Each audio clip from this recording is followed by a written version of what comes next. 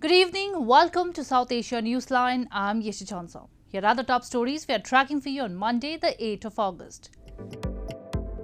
Indian Prime Minister Modi bids farewell to Venkaiah Naidu, Jagdeep Dhankhar to take oath as new Vice President on August 11.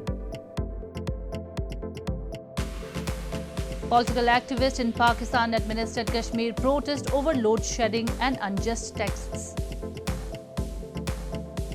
And Bangladesh hikes fuel prices to highest in its history, stokes inflation fears. And now for all the details. Indian Prime Minister Narendra Modi on Monday led the nation in bidding farewell to outgoing Vice President Venkaiah Naidu from his duties as the chairman of the Rajya Sabha, the upper house of the parliament. Modi stated it was an emotional moment for the house, but he is sure Naidu's experience will continue to guide the nation for years to come. Newly elected Vice President Jagdeep Dhankhar will take over oath of office on August 11. India's outgoing Vice President Venkaiah Naidu was bid farewell from his duties as the chairman of Parliament's upper house Rajya Sabha on Monday by Prime Minister Narendra Modi, who stated it was an emotional moment for the house, but his experiences will continue to guide the nation for years to come. PM Modi said Naidu has always said that he has retired from politics but is not tired of public life. His one-liners are wit-liners and win-liners as well. It means that nothing more needs to be said after those lines. His every word is heard, preferred and revered and never countered, Modi said, adding that he feels fortunate to have seen Naidu so closely in different roles. इस सदन को नेतृत्व देने की आपकी जिम्मेदारी भले ही पूरी हो रही हो, लेकिन आपके अनुभवों का लाभ भविष्य में सुदीर्घ काल तक देश को मिलता रहेगा। हम जैसे अनेक सार्वजनिक जीवन के कार्यकर्ताओं को भी मिलता रहेगा। Meanwhile, the leader of opposition Mallikarjun Kharge said that though they may have different ideologies, he thanks Naidu for carrying out his responsibilities even under pressure. As Trinamool Congress lawmaker Derek O'Brien recounted the story of Naidu losing his mother at an early age, the outgoing vice president teared up. Jagdeep Dhankhar will take over as the new Vice President of India after an oath ceremony on August 11.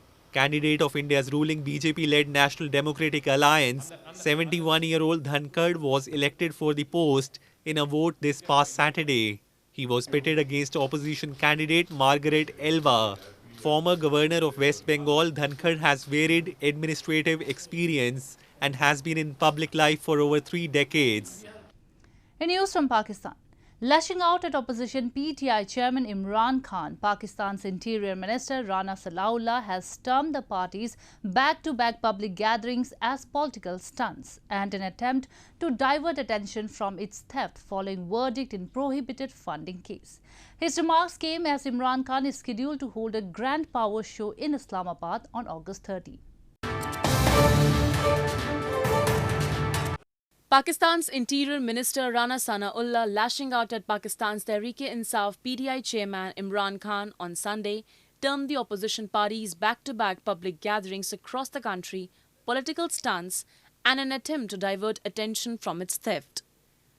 In a series of tweets, Sanaullah said despite the PTI's chairman's efforts to avoid the foreign funding verdict for 8 years, God finally allowed the truth to come out. The Election Commission of Pakistan last week in its ruling in 2014 PTI foreign funding case said the party had received illegal funding from foreign countries. Sanaullah's remarks came as Imran Khan is scheduled to hold a grand power show on August 13 in Islamabad on the eve of Pakistan's Independence Day. Imran Khan said on Sunday he will announce a strategy during the rally to counter the fascist government led by coalition parties. Khan has repeatedly demanded snap elections. Last Friday, he announced to contest an election on all 9 National Assembly seats that fell vacant after his party's lawmakers resigned en masse on April 11th, 2 days after he ousted as Prime Minister in a parliamentary vote. Moving on. All parties, People's Rights Forum and various other socio-political organizations in Pakistan-administered Kashmir recently held a massive protest against frequent power cuts and unjust taxes in electricity bills. The protesters warned the locals won't pay the bills until the illegal charges are abolished. Members of all parties, People's Rights Forum and several other socio-political organizations in Pakistan-administered Kashmir held a massive protest recently in Rawalakot district against frequent load shedding and unjust fuel adjustment charges being imposed on electricity bills. The protesters expressed residents of the illegally occupied region are having a distressing time due to prolonged power cuts, and over that they are being forced to pay taxes on the bills amid inflation. They blamed the Pakistan government has failed to solve their basic public problems. The activists also raised concern over the proposed 15th constitutional amendment, which they said aims to curtail the region's powers. और लोगों से गुजारिश करूंगा कि बिजली के bill आज जमा नहीं करवाने। ये जो रात से एक नोटिफिकेशन चल रहा है, हम जूते की नोक पे पूछते हैं इस नोटिफिकेशन को। ये लॉलीपॉप है, कोई आदमी बिल और यहाँ जब धरना लगेगा और सारे लोग यहाँ आके रोजाना की बुनियाद पर अपने बिजली के बिल आज जलाएंगे। Locals in Pakistan-administered Kashmir have long blamed that Islamabad exploits them through its unjust economic policies and deprives them of their basic rights. They accuse Pakistan, which rules the region through a proxy, does not grant them any political rights and representation, although it taxes them heavily. In news from Afghanistan. Since the Taliban takeover in August 2021, humanitarian conditions in Afghanistan have deteriorated. The Hardline Islamist group has imposed several restrictions on girls and women, one of the most detrimental of which is the ban on education for girls. The closure of girls' schools above 6th grade since last year raised condemnation from inside and outside of Afghanistan. Facing pressure over the issue, the Ministry of Education has now said that issues with the girls' education curriculum are the cause for the delay in reopening girls' schools. Deputy Education Minister Saeed Ahmed Shahid Khail said, in the light of Quran and Sunnah, the schools will be reopened. They should give the Islamic Emirate time. They will reopen. Last week, prominent Taliban leader Anas Haqqani said that the closure of girls' schools will not be permanent and that the Islamic Emirate will resolve it after completing other duties. The Islamic State affiliate operating in Afghanistan since 2014 is seen as the country's most serious security challenge since the Taliban took over of the country in August last year. There has been spate of attacks in recent months, mainly on the minority Shiite community. The latest being a bomb blast in a busy shopping street in capital Kabul on Saturday that killed at least 8 people and injured 22. A bomb blast in a busy shopping street in Afghanistan's capital Kabul on Saturday killed at least 8 people and injured 22, hospital officials and witnesses said. The bomb exploded in a western district of the city, where members of the minority Shiite Muslim community regularly meet, which is also near bus stations.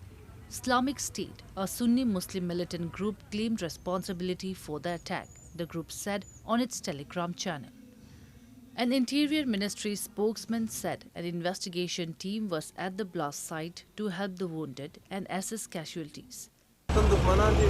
او د هیوادوالو دښمنان دي داسې بزدل اعمالو باندې چې غواړي چې خپل مقصد ته ورسېږي خپل مقصد ته نه رسېږي ما چې موږ خپل هیوادوال چې دغه په تشویش کې اچوي صرف دا کوشش کوي چې خلکو ته تشویش ور واچوي چې ناامني نور هېڅ کوم مشکل نشته نه دوی خپل هدف ته رسېدلی. Last Friday, at least 8 people were killed and 18 injured in another blast in Kabul, also claimed by Islamic State. Islamic State does not control any territory in Afghanistan, but it has sleeper cells that have been attacking religious minorities in the country, as well as patrols by the ruling Taliban. The Sunni Muslim Taliban authorities who took over Afghanistan in August last year after a 2-decade insurgency have said they will provide more protection for Shiite mosques and other facilities. No up-to-date census data exist, but estimates put the size of the Shiite community at between 10 to 20% of the population of 39 million, including Persian-speaking Tajiks and Pashtuns, as well as Hazaras.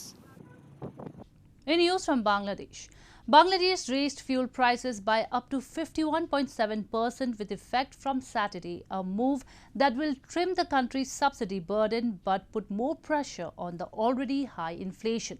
State Minister for Power, Energy and Mineral Resources has said that prices would be adjusted if global prices fall. Bangladesh's retail fuel prices have been hiked to levels not seen since the country's independence in 1971. The country raised fuel prices by up to 51.7% with effect from Saturday, a move that will trim the country's subsidy burden but put more pressure on already high inflation. The South Asian country's $416 billion economy has been one of the fastest growing in the world for years. However, soaring energy and food prices have inflated its import bill, prompting the government to seek loans from global lending agencies, including the International Monetary Fund (IMF). The fuel price increase was inevitable given global market conditions, the Power, Energy and Mineral Resource Ministry said in a statement, noting state-run Bangladesh Petroleum Corporation had incurred a loss of more than 8 billion taka, that is $85 million, on oil sales in the 6 months to July. Bangladesh's inflation rate has topped 6% for 9 consecutive months, with annual inflation in July hitting 7.48%, putting pressure on poor and middle-income families to meet their daily expenses. That in turn raises the risk of social unrest in the country of 165 million people. The government last raised diesel and kerosene prices by 23% in November, which in turn prompted a nearly 30% rise in transport fares. Amid dwindling foreign exchange reserves, the government has taken a series of measures, including placing curbs on luxury goods imports and on fuel imports, including liquefied natural gas (LNG), and shutting diesel-run power plants as it resorted to recurring power outages. Moving on to news from Nepal. Nepal's House of Representatives on Sunday began a discussion on the impeachment motion against Chief Justice Cholendra Samsher Rana, nearly 6 months after its registration at the Parliament Secretariat. Following a general discussion, the House sent the motion to the Impeachment Recommendation Committee that will probe the allegations against Rana. A total of 98 lawmakers from the ruling coalition had filed the impeachment motion on February 13, detailing 21 charges against the Chief Justice, such as failing to check corruption and abuse of constitutional responsibility, among others. The motion was tabled in the House on March 13, but it was put on hold as the session was prorogued. Rana was automatically suspended following the motion's registration. Now, if the recommendation committee states that the impeachment is valid and the Parliament passes it by a 2/3 majority, Rana will be relieved of his post. This comes as the House has less than 3 months to complete its term, with the election date announced for November. The next hearing of the House is scheduled for Tuesday. Thousands of Hindu devotees flocked temples of Hindu god of destruction Lord Shiva across India and offered prayers to celebrate the 4th and last Monday of the holy monsoon month of Shravan. It is believed that praying to Lord Shiva during the ongoing monsoon month of Shravan brings luck and prosperity. Thousands of Hindus flocked temples of Hindu god of destruction Lord Shiva across India on Monday to celebrate the 4th and the last Monday of the holy monsoon month of Shravan. Priests in Ujjain Mahakaleshwar temple offered milk, curd, honey and holy water to the phallus representation of Lord Shiva and performed rituals with fire and ashes.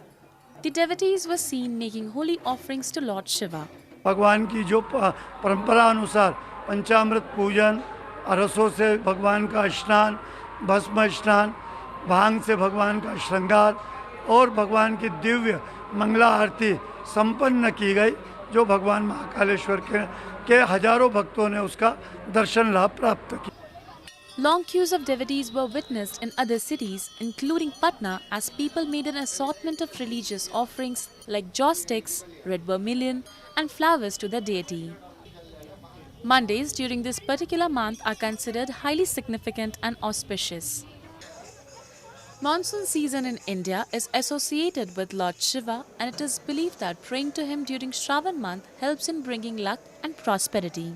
Married women also observe fasting on Mondays during the holy month for a longer life of their husbands, whereas the unmarried ones pray to Lord Shiva to get a suitable match. Well, that's all we have for you from South Asia this evening. Now our viewers can watch the show on southasianewsline.com. You can also visit us on facebook.com/AsAsiaNewsline and follow us on Twitter @AsAsiaNewsline. That's all in tonight's edition. We will see you same time tomorrow. Good night.